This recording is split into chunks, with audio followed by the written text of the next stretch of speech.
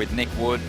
Nick Wood was 16, but it kind of overshadowed the fact that Richard Dog Marsh was only 17. It's got to be the youngest ever championship tour final.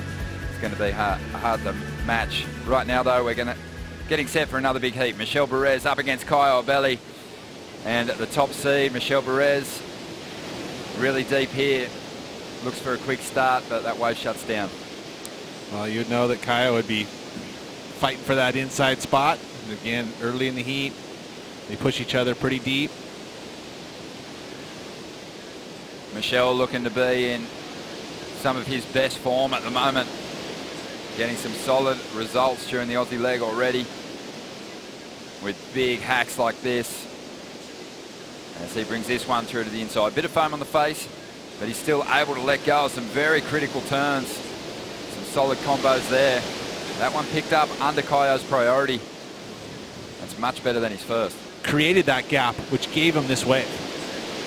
But he's so comfortable in these things. He'll ride it in every type of condition. So sometimes you'll see a surfer go to poly and then go back to EPS, but it's all about EPS construction for him. So he's got that alive feel. And even though these boards can sit on top of the water, he has learned how to ride them. And I feel like he's actually dialed his equipment in even more so. And this season, he looks really good. He's going to drop a good number for that second ride as Caio Ibelli now looks to get his round 3 campaign underway. Draws off the bottom. Attacks that first section. Wants to find some release here, though. Banging it as he hammers down the line. It's a good-sized wave. He's going to get out of there now. Michel Bourez, he just got a little more scoring opportunity down the line and the opportunity to really round out his manoeuvres though, Pete. He got an 8 on that last wave. Here we go, up and riding on the outside, boys. Well, what great insight from Richard Dog Marsh there and Barton Lynch. Great to have him picking up those nuggets as we see Michel Bourez looking for a solid backup score and just racing down the line here. So much speed. Just love that alive feeling he has on this equipment, just tweaking that float. And you have to glide up the foam, find the water that's actually falling down, which has a little bit of pressure. The foam is not going to give you the pressure. There might be sections within it. In this last section, watch, he has to pump, pump, pump. This is the float, but here, and it's already crumbling. He'll climb it and then find the water. Then he'll push his board back over the top. A couple years on the tour, he's figured it out pretty quickly. See something he likes here. Couple of high line pumps before digging into this turn. A well-rounded frontside carve. And again, just pivots around that leading arm before bringing it through to this section. A beautiful frontside snap, setting the tail free a couple of times. Yeah. Great combination there. Big start, huge finish.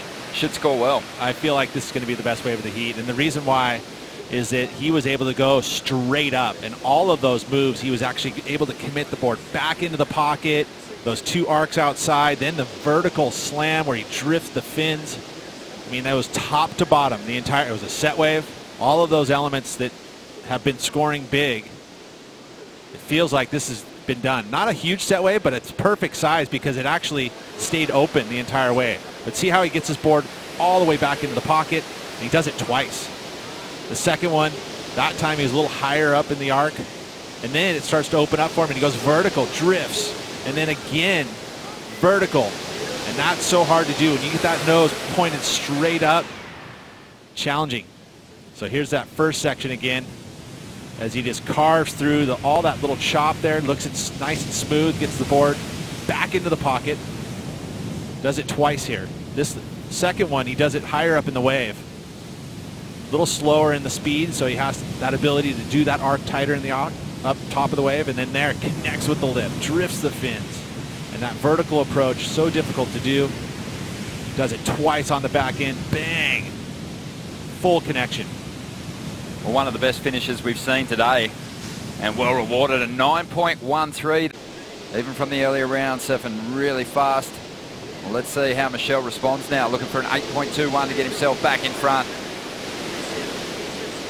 Just burying that board under the lip, and there's a big extended carve from the Tahitian. Jeez. And he's unloading. So really stepping things up here. Oh man, what a heat. Not sure you'd call that last move complete. No. It's a bit of an error, but I still feel like there was enough done there. We got a great heat on our hands. Michel getting a lot of work done before the fall at the end of this ride. This wave a little smoother. You know, it's moved in on the reef. And that turn there gets ultra extended. Big, powerful arcs. He accentuates every turn. It just feels big. And then here, just a bit of a mistake by not pulling and riding this one out. But I feel like it's just going to be enough. I mean, that layback snap, you know, he had the bump kind of, you would like to see him keep his body above the water there, just so you don't have that slowdown.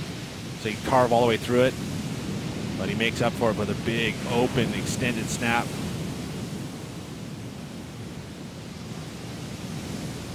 Love how Michel consciously tries to mix his moves up.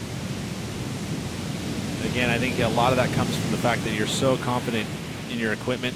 Well, congrats on the heat win, and we'll see you on the next round. Thank you, guys. Thanks. Cheers, Strider.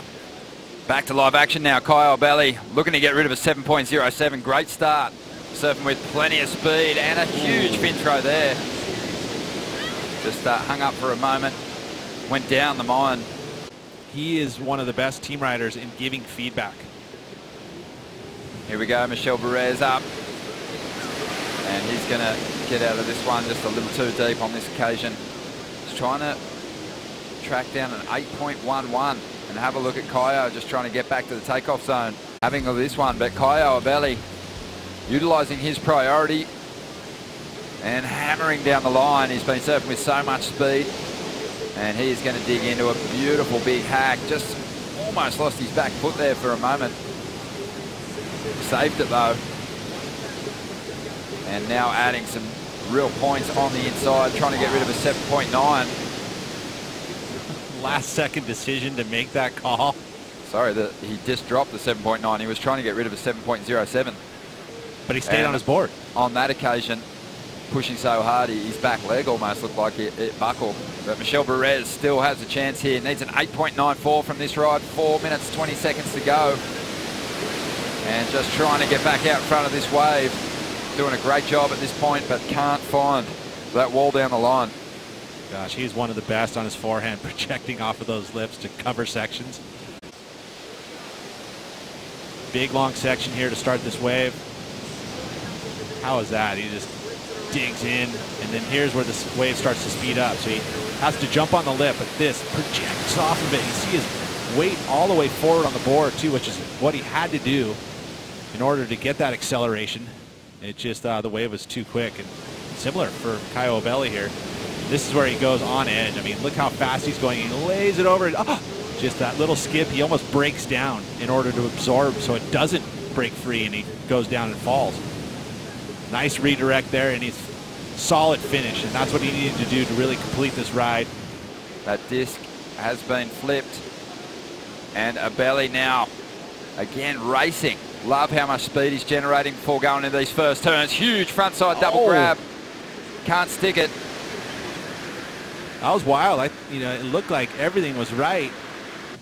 You know, and then when the lips got 3 or 4 little chunks on it, you got to pick the right chunk to launch off of, which is what he does. Boom, gets the double grab, releases, moves everything forward. Yes, he didn't get quite that 6 inches. He's over towards the beach more.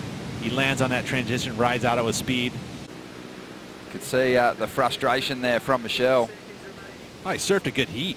I mean, you put 16 points up, be satisfied. It's just such a bummer when it comes down to that first exchange, really, or the second exchange, sorry, where the 9-1-3. Well, a very close heat. More big numbers dropping here in the third round. And so many big heats coming your way. Up next, Owen Wright, who kicked off the year with a win on the Gold Coast, will be taking on Beat Durbidge. But there it is, a 17.03 heat score total for Caio Ibelli. He's having a good Easter Sunday here at Winky Pop.